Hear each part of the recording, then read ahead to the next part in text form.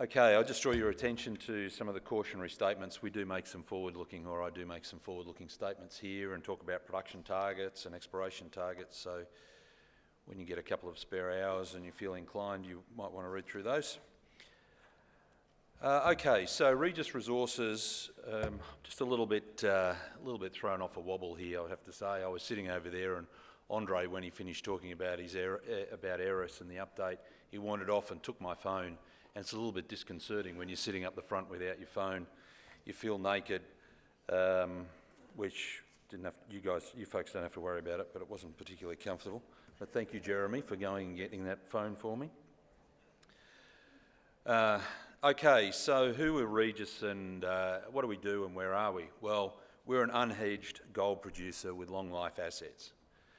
We have an operating set of infrastructure with 3 mills sitting in the Duketon Greenstone Belt with about 6 years of mine life sitting in front of us. And we also have a 30% share in Tropicana, which is a 9 million tonne per annum plant. It's got a 10-year plus mine life with it sitting in front of it. And the third sort of leg to our value proposition here is the McFias project, which is sitting over in New South Wales, just under 2 million ounces of reserves. Between us across the group, we have on our share 7 million ounces of resources and approximately 3 million ounces of reserves. So how do we go about it, and what do we like at delivering? Well, last year we met our guidance. Despite the implications of the rain and the impacts that we saw across the region, we didn't have to restate our guidance, and we came in within production. We came in within all-in sustaining costs, and we outperformed, which actually means we came in a little bit under in terms of our exploration and McFias. So I guess we're pointing out that we do what we say we're going to do. But in addition to that, we've been delivering on some meaningful improvements in the ESG space as well. Our lost time injury frequency rate for the last 12 months was 0. Which anybody that's been in operations understands that that's quite a significant milestone. One that you can never rest on, by the way. You just look at it as you run past because you're only as good as your next day. But it's great to be able to celebrate that.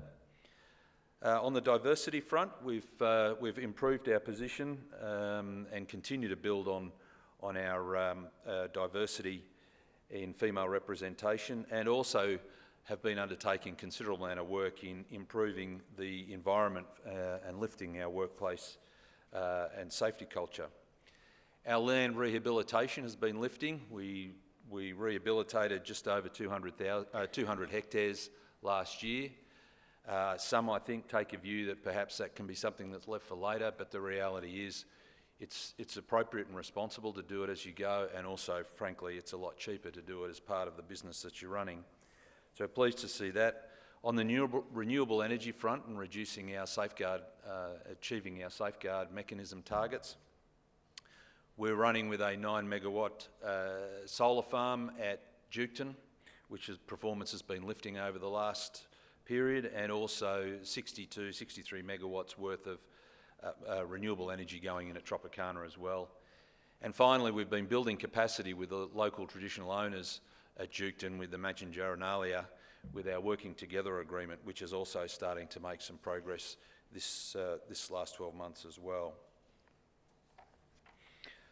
Okay, so if you look at Regis and you say, how should we be looking at Regis and considering it as a value proposition, and where does the growth in value come from?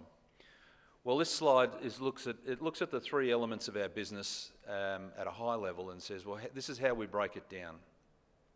We have Duketon, as I mentioned, Tropicana, and we have McFias. Looking first at Duketon, we see Duketon settling into this 200 to 250,000 ounce per annum range. This year we're looking to ramp up and optimise and in fact continue that on to optimise our undergrounds. And we continue to identify and test for more undergrounds and also more open cuts as well, but that's taking a bit of time. And you'll see in a minute that we're actually doing quite well in our reserve, not only replacing reserve, but also building our reserves base. The plan at Duketon is to drive to 4 to 5 underground, separated underground production areas. Each one nominally can produce about 50 to 70,000 ounces per annum. We have 4 or 5 of those running, and every mine always sort of has a bit of ebb and flow, but we can see that by delivering into that, we can make Duketon a sustainable, gold-producing, reliable business. Somebody shout. It's all right, it's free tonight.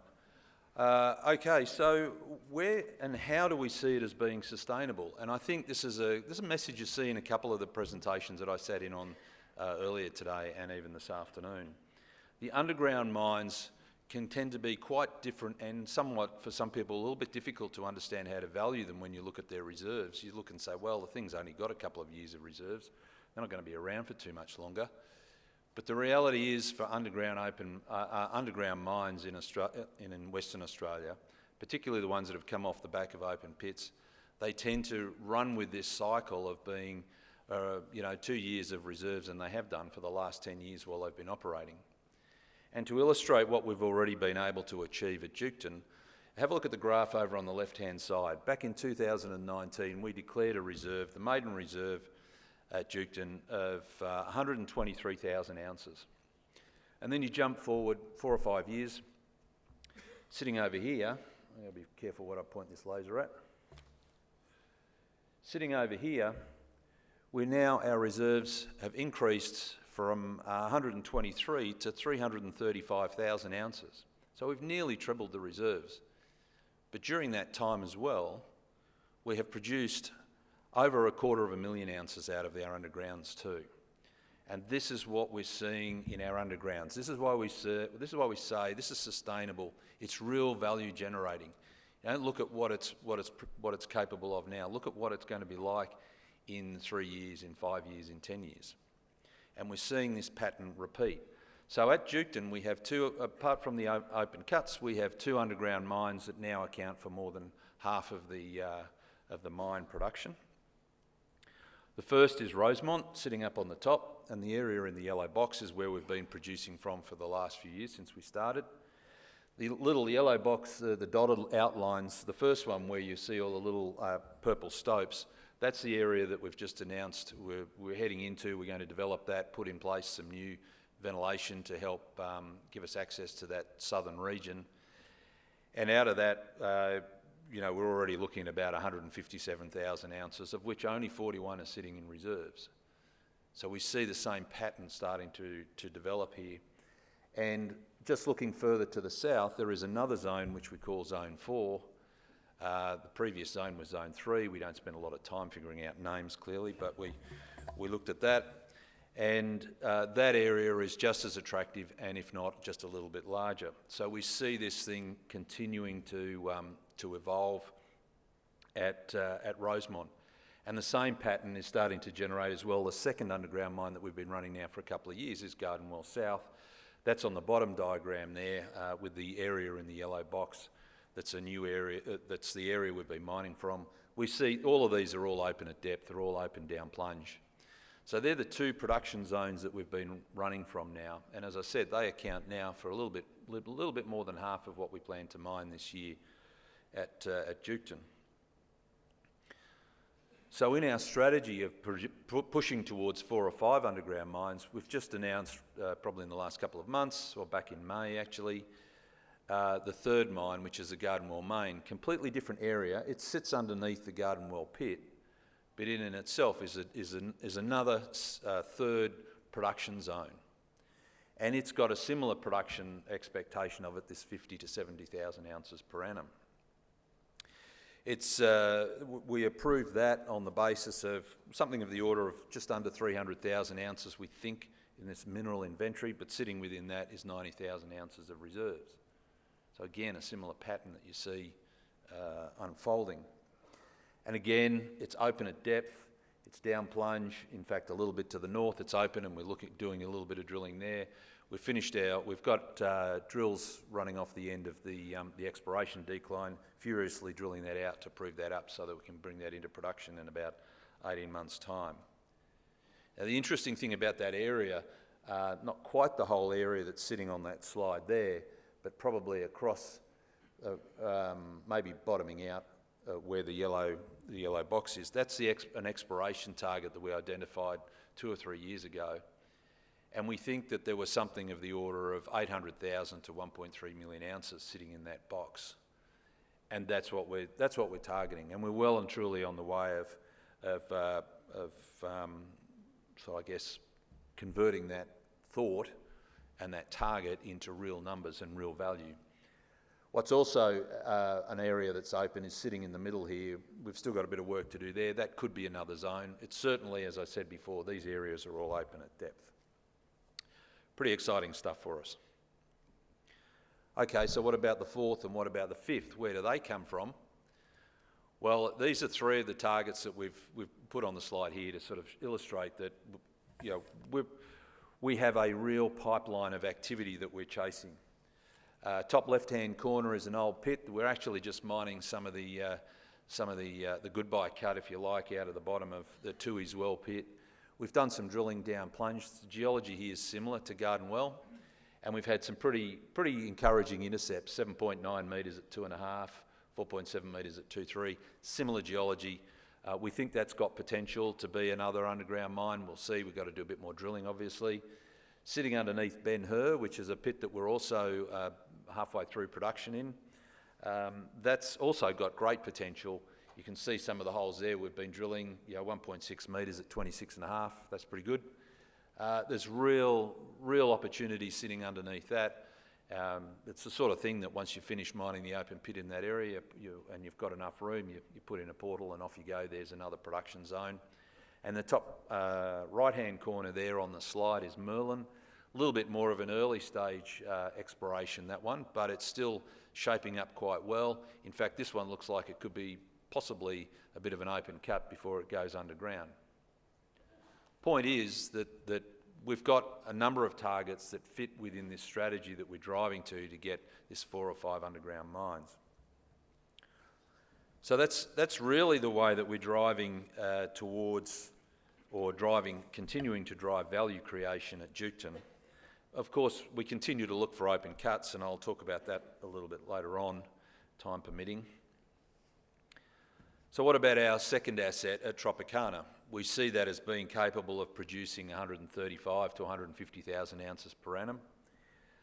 This year, we've got a little bit at Tropicana. We've got a little blowover from the wet weather that they had. They were much more impacted on it at Trop than we were at Duketon.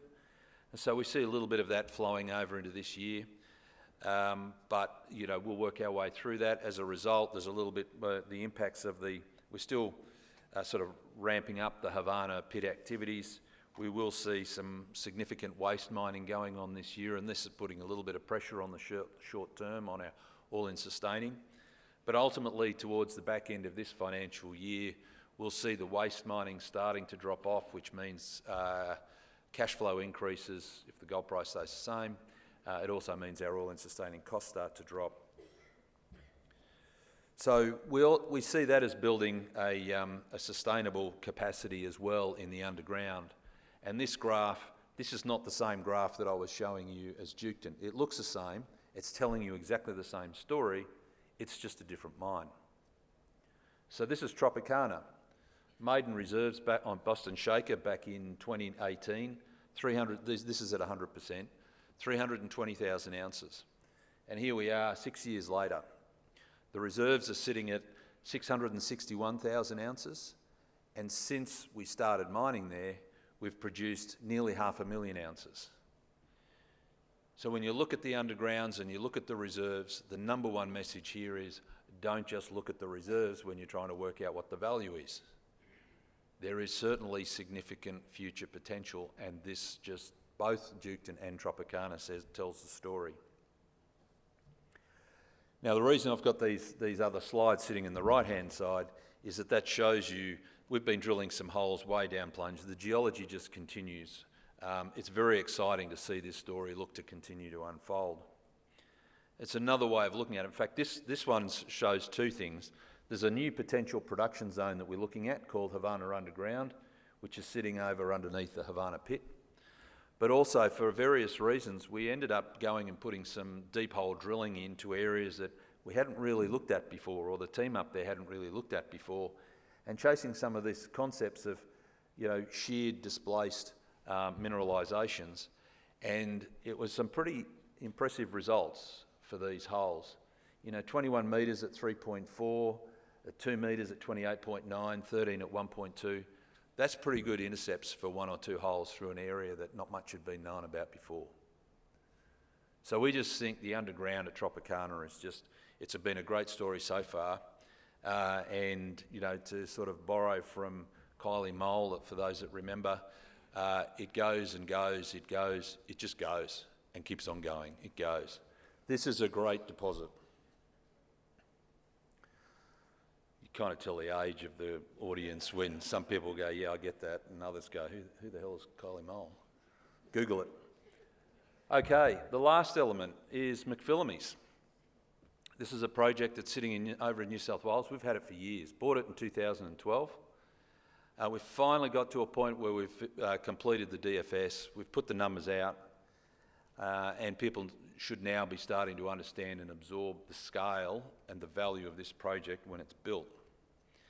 We don't see FID being made until sometime in FY26, early calendar 26, and it takes 2 years to construct. So where is it? It's pretty close to Orange, sitting between Orange and Bathurst. It's and it's a great deposit. It's got a long life. It's got robust financial metrics. There's a picture there on the left that shows the pit sitting over here, the waste dump, the tailings storage facility. It's got a water pipeline independent of groundwater. It's taking water from coal mines over at Lithgow. It's a 90k pipeline. This is a great project of substantial size and scale. So what did the DFS confirm and what does it tell us? Well, it's a 7 million tonne per annum plant up to that capacity. There's about 1.9 million ounces sitting in it, 60 million tonnes to be milled over the life, or just under 61. It's got a mine life of about 10 years, 9.5, 10. It peaks annual gold production, 235,000 ounces. Average production, 187,000 ounces. The life of mine average all-in sustaining cost is $1,580. That is a very significant margin. Once this thing's built, it's well protected against gold price fluctuation. Its all-in sustaining costs will be less than 60, and that's it. That's everything apart from the initial capex. Everything is included in that 1580. I mean, at today's spot price, at average production, McFias will be producing pre-tax cash of over $400 million if it was running today. So this is a substantial asset. At $3,000 an ounce, the NPV's pre-tax 750, a 17% return. At spot price, or a little bit less than spot, the NPV pre-tax 1.6 billion and just under 28% internal rate of return. This is a great project, and it's got life beyond the pit. It's a bit like Cadia when it was first built. It was Cadia, then Ridgeway, then Cadia East. So sitting underneath the pit, the ore body continues on. We've just been doing some recent drilling there. There's some pretty impressive intercepts, 52 metres at 4.5 grams per metre. This includes 26 or 27 metres at 7.4. That's just from a couple of holes we've been putting in recently. There's very little work done below up until these holes at depth. We've also got material sitting at Ridgeway, which is 490 or nearly 400,000 ounces in resource, and Kings Plains, which is just literally across the road, 2 k's away from the centroid of the existing pit, is an 85 metre intercept at 1 gram. That's just got the one hole. So we've got huge potential there. This will be an area that remains as a high value gold producing region for us, well beyond just the simple pit at McFias. Now the last element is, as we come back and look at Discovery, at Duketon and also at Tropicana, on the two belts at those, Albany Fraser Belt and the Duketon Greenstone Belt, You don't see or hear of a lot of ounces there, but when you compare it with some of the other belts that we've actually been listening to this afternoon, the scale is still relatively small. We've already found lots of ounces, 10 million ounces of potential of mineralisation there, but nothing like the big guys. Now, when you look at it, it's time, right? It is just the amount of time and the amount of effort that's been put into these other belts historically. We're only just getting started. So when I sit here and I talk about where the value sits at Regis and at Duketon and with the undergrounds, we see that 200 to 250,000 ounces per annum, for example, out of Duketon. That's just running off the undergrounds, which is running off the pits that we know of. That doesn't count the huge, enormous potential that we've got sitting on the Duketon Greenstone Belt, of which we hold 92% of the ground. And pretty much the same scenario and same story sits at Tropicana. Our guidance for this year, as I said, there's a little bit of impact there on the weather at Tropicana.